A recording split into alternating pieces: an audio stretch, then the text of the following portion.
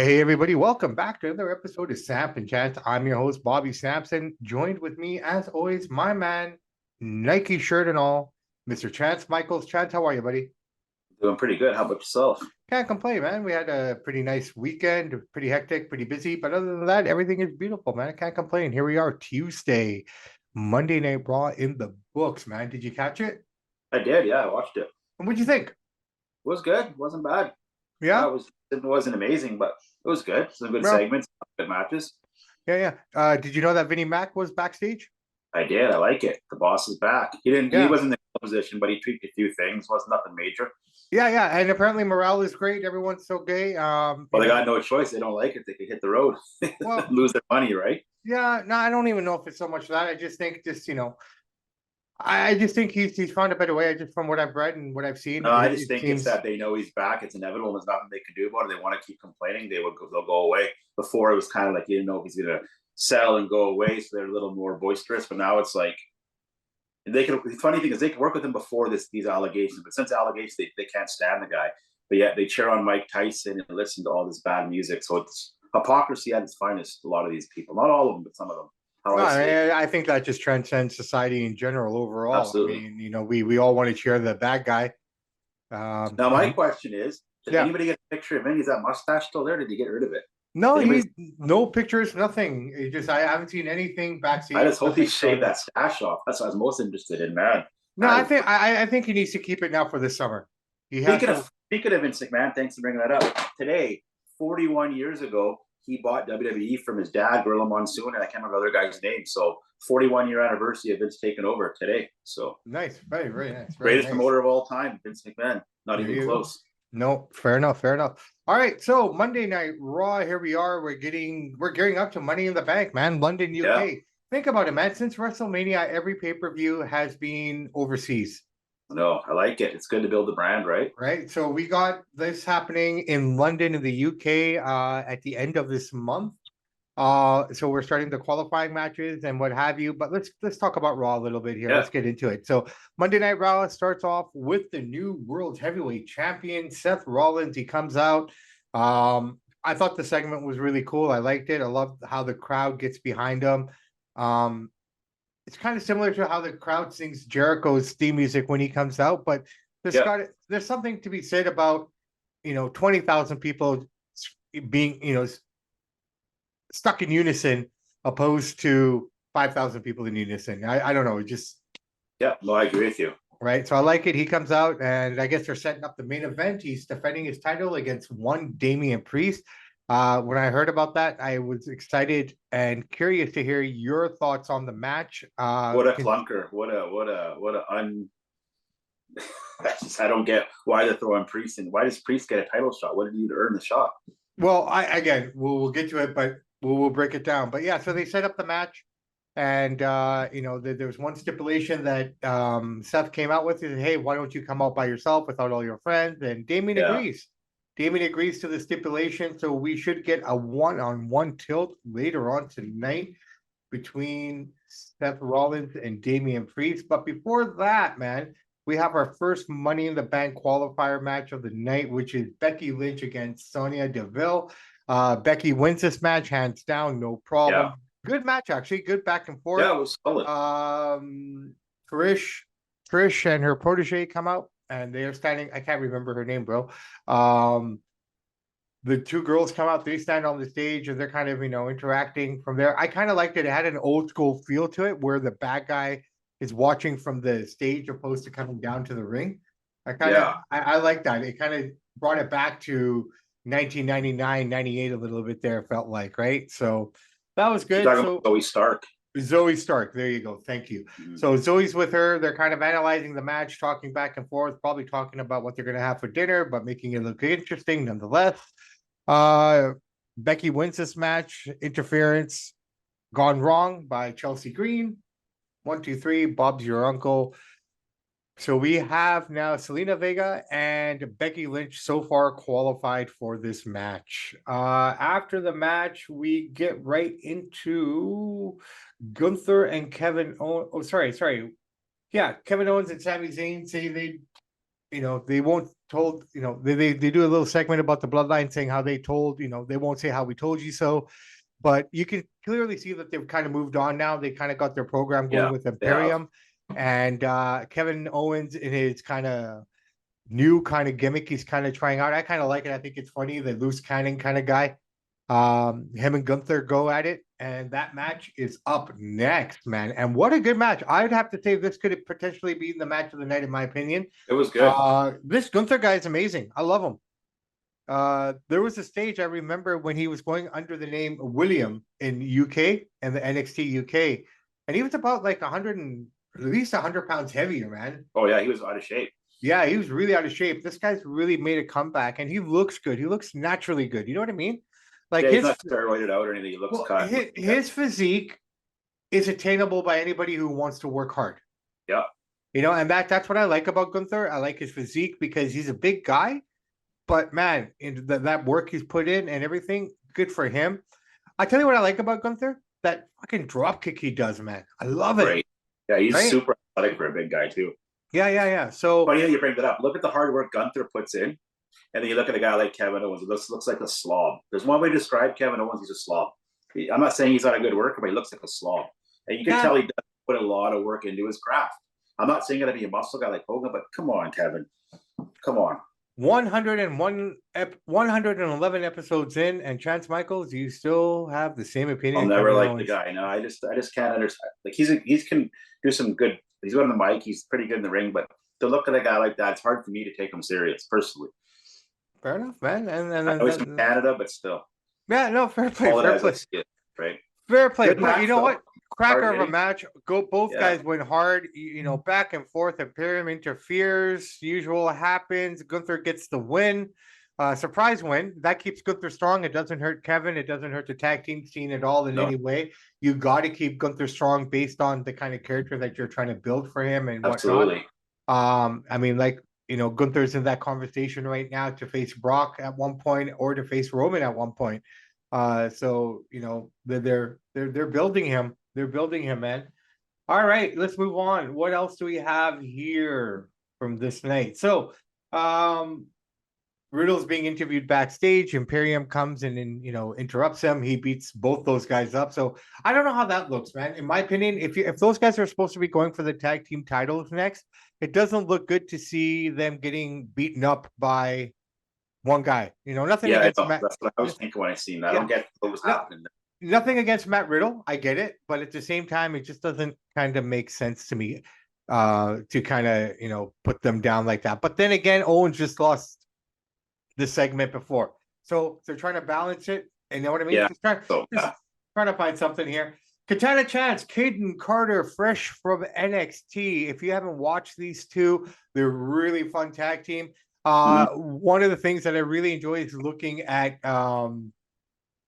Katana-Chance. That cracks me up because she is so little. Like literally her eyes just meet the top turnbuckle. Oh, dude, what is she? Is she even 5 foot? She's 4'11", 5'1". 5 She foot. is so athletic. She comes from the world of those core fitness relays and stuff like that. Those shows. She's like the Rey Mysterio of women, pretty much. Dude, this girl is sick. She can move. She can fly. Yeah. She's athletic. She's acrobatic. And her partner, Katana, she's just amazing as well. Both of them. I mean, and to be fair, this is a legit tag team, man. They were a tag team in NXT. They were a tag team up here. They have matching gear, legit chemistry. So, it's nice to see a legit tag team finally show up on Raw. It's nice. I like it. And they have chemistry. They work really, really well together. They gave Shayna Baszler and Ronda Rousey a run for their money. They did. They both, all four ladies put on a great show. A couple of scary moments there for the champs, but eventually they pulled it out. Ronda gets the pin or submission. Game over. Let's move on. Where are we here? Let's move on here. Bronson Reed isn't happy that Ricochet's in the Money in the Bank. He interrupts an interview segment that he's having with them, saying, "Hey, listen, I don't see why you're in the Money in the Bank, blah, blah, blah." And then Ricochet, quick to point out, yeah, but you have the chance too, but you lost to Shinsuke. And, he says basically, look, 9 times out of 10, I would win. He got that one time, right? So I like the Bronson Reed character. I like the development. Yeah, you can lose to a Shinsuke Nakamura, but you're not going to lose any steam. That sets up the match for later that's coming up here, which would be Shinsuke against Ricochet, face versus face. How do you like those kinds of matches? Are you a fan? I don't mind it, dude. I don't think the fans are as in tune to it as we used to be. I think it's that. I mean, it was a good match. They're both athletic. I don't mind doing that one spell. It doesn't bother me. Some of the old school guys might not like it, but to me, good match is a good match. What do you think about it? No, I thought it was a great match. You had two guys who work really, really well together, that move really well together, that are acrobatic, that can move, that can land on their feet. Super talented. And they can sell like champions too, right? So, I mean, they work well together. They put on a great match to keep both guys strong. So not one guy looks weak. Bronson comes out, interferes in the match. I don't think we've seen the last of Bronson Reed. I almost feel that 6-man Money in the Bank might turn into a 7-man somehow. I don't know. I could be wrong. Yeah. You're on something there. It's very possible. But that's the way I'm kind of looking at it. Yeah, Maxine Dupree now with the Alpha Academy. She's kind of joined the ranks. I guess they're both still kind of competing for Otis. The comedy tag team of the crew, I guess, you gotta have the comedy. You gotta have I love that. I'm gonna ask my main man, Otis, what he thinks the plan should be. And he said something stupidly stupid. I can't even remember what he said, but yeah. You gotta have the comedy relief, right? That makes a good wrestling show. Yeah. I'm just trying to look it up here to see if I can find out what it is. But basically, they come back and say that Otis says that Maxine needs to learn how to wrestle and Chad can teach her. Maxine goes to get an outfit. And I think that's the last we kind of saw of them for the night. It's time for Miss TV. Guess who's guest is? Cody Rhodes and Seth. No, Cody. Cody was his guest. Cody, yeah. Cody comes on and Cody and then Dominic. Yeah, and then he brings out Dominic after, and one of Cody's best lines that he's gave out lately too. Yeah, it was great. What did he say about Dominic being a mistake and I was going to talk about that was great. So to kind of put that into context a little bit, so Dominic comes out during the interview segment with the Miz and Cody. And he basically says that you're just like my dad. Don't you have a daughter at home? Shouldn't you be with your daughter? You're a bad parent, a deadbeat dad, just like my dad, blah, blah, blah. And Cody gets up and says, your dad has made a lot of mistakes, you being one of them. Yeah, he's like, I know about your dad. That was good. So to me, I think they're giving Dominic too much of a push and they're putting them too up there myself. But, I mean, what can I do? I'm not in charge. But, yeah, it was a great segment. Well done, Mike. I will argue. Cody's getting better on the mic. No, for sure. But I'll argue this with you only for the fact that response that Dominic gets from the crowd is what you want, though. And I'm thinking, in my opinion, that's probably one of the biggest reasons why he's still out there. The guy can't get a word in edgewise as soon as he picks up the mic. And you see them setting it up. You see Rhea saying last night, everyone shut up. My Dom wants to say something. That's another thing that I don't like about the Rhea and Dom thing. I don't like how Rhea's acting so tough to some of the guys and doing all this, hit me and like being like, I just think that's a little over the top, a little unrealistic. But can tone that down a little bit. Perhaps it can, but I can see what they're doing with it. I mean, it's kind of making Dom look like that, part of my language. But the wimpy, unathletic, goofball kid. Right. Yeah, that's exactly what he is. Eventually, when the turn happens, it's going to hit hard, right? I mean, that's the thing. They're building it up in such a way, like that crash is going to be amazing when it happens. Watch, I guarantee it. Right? It's going to come out of left field. No one's going to expect it. And speaking of that, let's talk about the main event because I have a feeling, based on what we just said, there are cracks in the Judgment Day. We're starting to see it. They're going to fall apart soon. They're going to fall apart soon. And this match, why did Damian Priest fight Seth Rollins for the title? What has he done to deserve it? Here's another example, my friend, I believe, of them using a match to set up a storyline. Yeah, I get it. But it's like Damian Priest is not ready for this. He can barely at all. Look. I went into this match thinking about what we talked about with Bad Bunny, right? And we talked about how clunky he looked, how discombobulated, or he wasn't very fluid. He wasn't very smooth. Yeah, no, not at all. Like he was good, but not at the level that he should be if you're in the WWE. Okay. Yeah. That style is great. that style's great for NWA. That style could work for Impact even. You could get away Heck, with that that style's good there. for All-Star Wrestling. That's how bad he was. Well, I won't say he's all-star bad. Don't get me, you know what I mean? I won't go that far. No, Yeah, I'm joking, I but yeah, think I that's an know. extreme. But here, I think he does need some work, and I think that he could benefit maybe being a part up, apart from the Judgment Day and to work on himself now. I mean, if you think about it, he's been with the Judgment Day for almost 2 years now, right? If you think about it, Yeah, since the previous WrestleMania, and he hasn't really had to do much. Everything is predominantly being tag matches or interference pieces. He hasn't really had like I can honestly say this is probably fourth or fifth singles match he's had in 2 years. So well, he can't say they're not giving him a push because they're letting him fight for the no, title. no, no, no. Then And he was and again, I think again, they're yeah, they're giving him a push, but they're also, I think, using this match as a way to develop a storyline here. And I yeah, no, say that but it's just because like when you see a title match, you're throwing in an average worker at best against your yeah. best guy, and they have no chemistry. You just kind of threw it together out of the blue. It's like No, no, I get it. I get it. I But I get it. mean, I think that's what they're trying to do with the heavyweight title as well, Chance. I think what they're doing is they're calling it the workhorse title. They're going to treat it like John Cena's open invitation sort of a deal. So Yeah, from week to week, you'll be like, who the fuck is this guy? Why is that guy getting a title shot sort of a deal? But that's what they're trying to sell the title as right now, right? So yeah, I'm worth a sure try. I'm sure when the meaningful contender arrives, you'll get the proper match that you want, right? But Yeah, until then, I think they're just trying to build it. They're trying to put some steam behind it, trying to make it a little bit hot, and let's just see what they do with it, right? Let's just week by week, brother man, week by yep. week. See what happens with. So here's why I think we're developing a storyline in this match. I won't lie, I was kind of doing things while I was watching it because I just wasn't invested in it, to be honest, myself. I thought the match was okay. I think Seth carried most of it. But for the most part, decent match for the most part.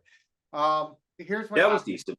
Here's what happened. So things start to get hot for Damien, and Finn comes out to interfere. He gets punched in the throat or something like that. He's taken out. Damien's looking at him like, "What are you doing here? Like, why are you here?" Sort of deal. So that comment, that interaction, that moment is what kind of led me to think that potentially we're starting to see some sort of crack here, and I could be wrong, but I who see knows? it too. Yeah, this gonna. I think by SummerSlam they'll have they might be wrestling each other. I guess. Possibly, but let's see, right? I mean, right now you think about it, they're kind of segmented as it is. You got Dom and Rhea on one side doing their thing, and you got these two kind of working on their thing, right? So, um, I Finn, hope they break it up because I always thought the Judgment Day was corny and cheesy, a little bit over the top, unrealistic, kind of fake myself. So I wouldn't mind them splitting up, going their own ways. We'll see what happens. I guess I think you're onto something though. yeah, I think potentially, I think Damian Priest is going to become a face here shortly. Um, I don't know. I think this is the way it's going to go down. Priest is going to become face. Montez Ford is going to become a heel. Bianca Belair is going to become heel at some point this year. Um, yeah, I Yeah, you think never know in wrestling, right? I You think never know if you're gonna. that's where I think is where we're going here. So, Bloodline story. Your thoughts on what you saw Friday? Are you happy with it? Yeah, I thought SmackDown was good. I enjoyed it. What do you think about it? Yeah, SmackDown was great. They had their highest ratings in a long time. The 18 to 49 demographic was present for this episode of SmackDown. Um, It also helped there was no basketball finals or hockey finals on that day too. So well, that perfect. would help, right? SmackDown drew 2.56 million viewers with a 0.73 rating in the 18 to 49 demo, which is up from the previous week of 2.16 million and 0.52 viewers, 0.25 rating for that demographic of viewers. That was good.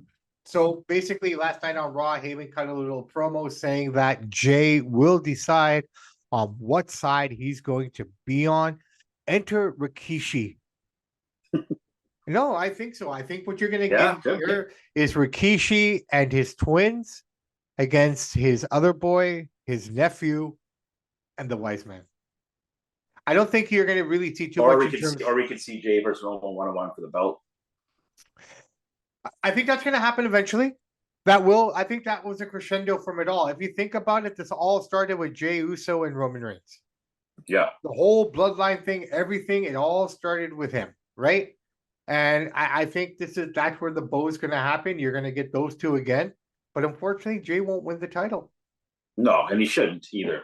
So, No, but no, he shouldn't. But he'll have ideally, if he wanted to make the story right, if he wanted to tell it properly, the way it should have been told, that would be the story ending right there. Ideally, that in a real like in an atypical wrestling world, right? Yes. But we're not getting that story ending because they want to chase Hogan now.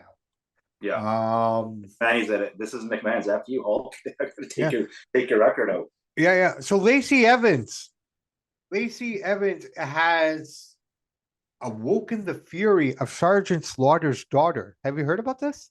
No, I haven't.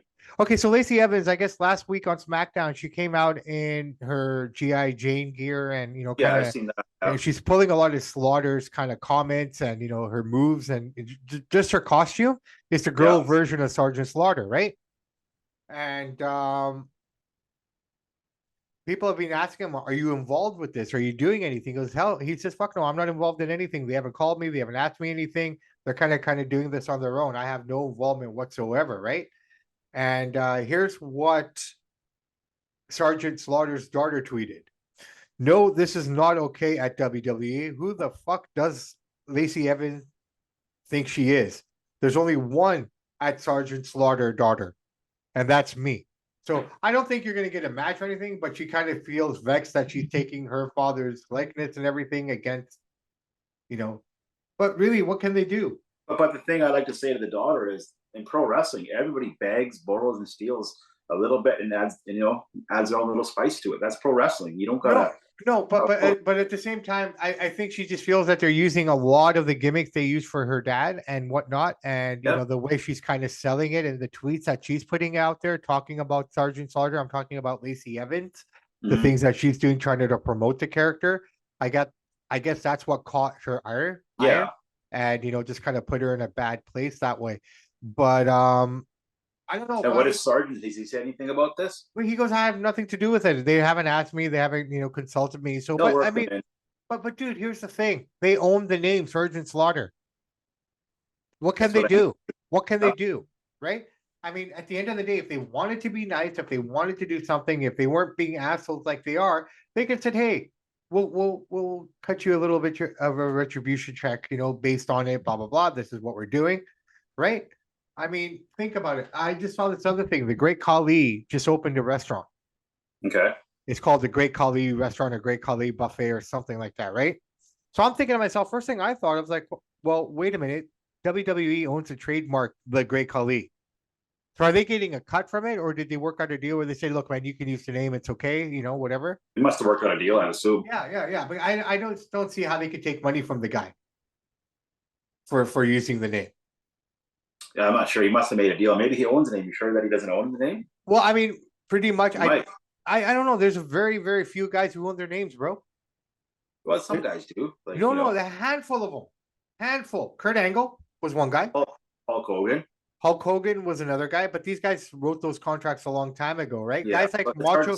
No, but guys like Macho Man, Hogan, Ultimate Warrior, all those guys came from a different area where they were able to take their names wherever they went, right? John Cena, his name is owned by the WWE. Yeah, I believe it. Even though it's his legal name and everything, but he's worked out deals where he can use his name and they don't take anything from him, right? And events are like this, so exactly, right? So I mean, Cena doesn't even own his name technically. His name is owned by the WWE. Yeah. The Stone Cold, I think, owns his name. Not sure. Yeah, no, I believe he does, right? I think Stone Cold is one of the few guys in the current, like if you look at it, when most guys leave, they leave and go under different names. Christian. Yeah. He's now Christian Cage. John Moxley. You know what I mean? Who else? Jericho kept his name. He's got his name. Chris Jericho again came from that last generation where they used to meet at the pool. Yeah. So for the listeners who don't know what we're talking about when we say the pool, before WWE became Monster and this multi giant wheel, all production meetings were at the pool at Vince McMahon's house. The scripts were written by only two people, Vince McMahon and Pat Patterson. and anyone who wanted to come and meet them, any meetings that they had, would come poolside and have a brownie. And then Vince Russo made it to the pool too for a couple years there, but a couple guys, but not many. No. After Russo, that's when they started to blow up, Yeah. and then they had the writing team, this and that. But right before the Attitude Era kicked in, everything was done poolside. Yeah. Right. So, that's what that means. That's what that reference refers to.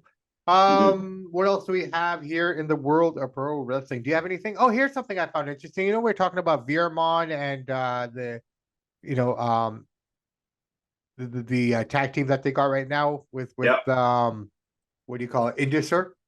So they are planning big things, not so much for his partner, but they really want to push Veermon pretty quickly here. They have a big mega show coming up in India in September. So they are gearing to get these guys up, if not the tag team as a whole, if not individually, but they are really focusing on Veermon. They really like the guy, and they really want to give him a push. So look out for that in the future here, man. There's something there that we can potentially look forward to. And again, another example, guys, we forget that Raw is global. We look at certain segments and go, well, that was a wasted segment. Yeah, maybe here in North America, but not worldwide. That segment in India probably blew up when they saw those two guys come out and beat the shit out of them, right? They're gonna go crazy for Veermon over there. I'm sure Jinder will be on the card too, and a bunch of guys like that. They're gonna go nuts over there. They'll love it. Yeah. So Brandy Rhodes is teasing showing up at Raw after what happened last night with Rhea Ripley and Dominic. I don't know. I think it'd be fun to see Brandy show up. She's got a bit of. She's fun. She's good. I like her. Yep. She's good on the mic. She's good to talk. I mean, she was a former ring announcer, right?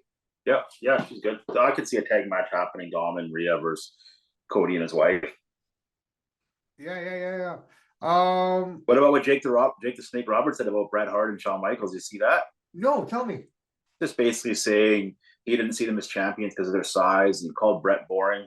Not a very good interview, which is true. Bret's not very good in mic, good worker. Said Shawn's a better worker, but neither one of them are really champions in Jake's mind because of their size. Shawn's a better worker, more entertaining. Bret could do some better moves technically, but Bret's not a champ. He's boring, can't talk. Jake said on his podcast. I mean, I don't disagree with the guy. Bret's not. Well, look, I would ask Jake this. I'm not saying he's wrong, okay? In terms of Bret being boring on the stick. Yeah, I can see that. I can appreciate that, right? I get that. But Bret's popularity, Shawn's popularity, how many houses they sold out, how much did Jake make off of those two? Oh no, these guys are way better than Jake. No. I get that, but for him to say that, I would. That's what I would ask him. Like, look, that's your opinion. There's nothing against you for that. But how much money did you make? Working shows with those two. Just saying. Yeah. Right. I mean, everyone's pockets get a little heavier if the house is full, and that's all usually dependent on 2 or 3 guys showing up on that card, right? Like when we went to that house show in Vancouver here in the summer, I guarantee you the fact that Roman Reigns was on the card, that place was sold out. Yeah, when the big stars are there, people show up, right? I guess he's just talking about that's just his opinion, I guess. He doesn't. I agree with him. Bret's not a very good talker. He's not even a top 20. No. He did a couple good promos here and there, but overall, it's pretty lackluster. No, I understand completely what you're saying, and I know promos have always been a big part of the game, but you got to keep in mind the guy comes from the old school of promos, right? I mean, his promo is just as good as watching Saturday morning wrestling, back. Yeah, but you could say Flair's older than him, and rip him, and Dusty Rhodes would rip him on a promo. Yeah, well, again, different levels, just different places, different kinds of styles, right? I mean, It is what it is. I mean, I'm not going to argue and tell you that he's wrong. No, he's not wrong. I'll say it too. He doesn't cut the best promos, and when he had the opportunities to cut unbelievable promos, he dropped the ball, in my opinion. Right? Yeah, great worker. Great worker. I'm not taking nothing away from him, but yeah, even his Hall of Fame speech was kind of boring. It's just kind of Bret has always been that guy. And to be fair, I've talked to a few of the Harts, and even when I talked to Bruce Hart and interviewed him, as cool as it was, you can see they all have that same cadence. They all talk the same way. They all, carry their speech and diction the same way. It was just a different time that they came from, right? I mean, when you're taught by old school Stu, what are you going to do? Yeah, no, I hear you. I just, the Jake said, he caught a lot of True. flack, but he's No, sticking by it. no, you shouldn't take any flack. They're all opinions, and that's what we're here about. We're here for opinions. You think Kevin Owens is a slob. I think so and so is a dickhead, right? So I mean, at the end of Yeah, the day, it doesn't matter. We're here to share our opinions and what we like and what we don't like and what we think we see and what we don't see. So absolutely. that's what That it's all makes it about. fun. And that's what makes all of this fun, man. All right, Chance, I tell you what, I got nothing. So do you have a top five or anything you want to throw away and we can send everyone. Well, yeah. Well, since 41 years ago, Vince bought WWE, made it the greatest wrestling company of all time. Let's hear your top five favorite things that Vince has done for wrestling in the last 41 years. Because this is Vince McMahon Day. He created this. We wouldn't be sitting here if it wasn't for him. Okay, so the five best things that Vince McMahon ever did. I would say creating WrestleMania. WrestleMania, definitely starting the WWE network because he was ahead of Brilliant. himself there before everyone else. Oh yeah. No one had a streaming service. Now you look at every network, every station, every platform has its own streaming service. I don't care. Paramount Network, HBO, you name it, Peacock, all of them. Vince was the first one to start it. Vince number, so that's two, right? Yeah. Number three, Vince's foray into the pay-per-view market. If it wasn't for Vince McMahon, pay-per-views wouldn't be where they are today. True. And because of Vince McMahon starting the network, you see the decline of the pay-per-view model now. Yeah. Right. So three. That's three. Number four, just being a pioneer, man. Yeah. You know, talking about the three things that I just talked about. Being a pioneer, being a visionary, being an architect, everything that Seth Rollins is, McMahon is truly, right? So for that, and I guess number five, taking off the headsets and becoming an on-screen character. Oh, it's brilliant. One of the best heel characters of all time. Yeah. Taking off the Montreal screw job and ran with it. Yeah. It was brilliant. What McMahon did with this Montreal screw job, he handed WCW a fucking diamond ring free to do whatever you want with. And they fumbled that football so hard. Yeah. Wrestling would be different today, my friend. In my opinion, I believe if Bret Hart had showed up the next night on Nitro, opposed to 6 months later. Yeah, that's a good point. Here's the one thing I'll say about this Bret Hart stuff. Hogan went from WWE, WWF at the time, to WCW, became one of the greatest heels of all time. NWO, Hollywood Hogan, brilliant. Bret Hart comes hot. He blames Bischoff and everybody else, but he didn't capture that magic. Hogan did it. Other guys did, but he couldn't capture. That's what I'm saying about Bret, because he's not entertaining like Hogan. He doesn't have the charisma. Right. You can blame Bischoff all you want, but eventually you got to take the ball. No, I agree with you completely, but I feel that he was so. Here's the one thing with Bret, and I love Bret to death. He's bitter, and he is truly one of those guys. And I'm sure there's a lot of old school wrestlers who are very much like him, but not as prominent in the spotlight or the mainstream media as he is. They live the character still. Mm-hmm. You know what I mean? Like he lives that now. That's his existence. We know people who live in their own little existence. And even though they're liars, they're pathetic liars, and then they make shit up to make everything work for them, sort of a deal. It gets to the point that these individuals start to believe their own nonsense that's coming out of their mouths. Yeah. Very similar to a lot of the old school wrestlers. They live the gimmick. Bret Hart is no different than Bret Hart in the ring, Bret Hart behind the camera with the mic, than he is as a Bret Hart sitting down eating dinner with his wife. Yeah. He is the gimmick. Now, if he had gotten over himself and said, fuck it, Sunday night, I'm flying down to Atlanta and I'm going to be on TV, that would have changed everything. And how many times has Goldberg had to apologize to the guy? He says, hey, I'm not apologizing anymore. I'm sorry I kicked you too hard. I didn't mean to. Accident, but he still goes about Goldberg. Goldberg's, I'm not saying sorry to the guy. I know I'm done with it. Yeah, no, I get it. No, I get it. And I understand where Bret's coming from. It just felt like shit got cut short. And I get it, right? 100%. He's bitter. And, I'm sure Goldberg has apologized. But if Bret would have had a better attitude, he could be working at WWE backstage. McMahon could give him a job at NXT or like a talent guy. He could be doing something if he just had a little bit better of an attitude. No. He would have had any job he wants. He still can if he wants to. He chooses Something. not to. I don't right? think Vince and Triple H trust him. Though. But I don't think his demeanor would fit the current attitude that they're trying to portray. I think if he were to come back and work for them in any capacity, it would be at NXT, but as a trainer. Yeah, that's what I mean. Right. Like he's not one of those guys that you ever hear about or talk about. Like, oh shit, Brett's here now. But because his name is so big, you can't bring him in without really promoting it. Yeah. Right. I like Brett. I met the guy. A picture. Like he's a great guy to his fans. He's a good guy. Yeah. No, I met him in 2017 at the U2 concert. I met him in 2005. He came to Amsterdam. He's nice. A nice guy. No, he's totally nice. Super sweet. He stopped. He was willing to take a picture with me. I shared the story of how he and Bad News Allen were the guys on TV that made me the mark I am today for wrestling. So yeah, I can't complain, man. Can't complain at all. But Chance, I tell you what, man, this has been really tight, really crisp, really clean. I like it. I'm happy.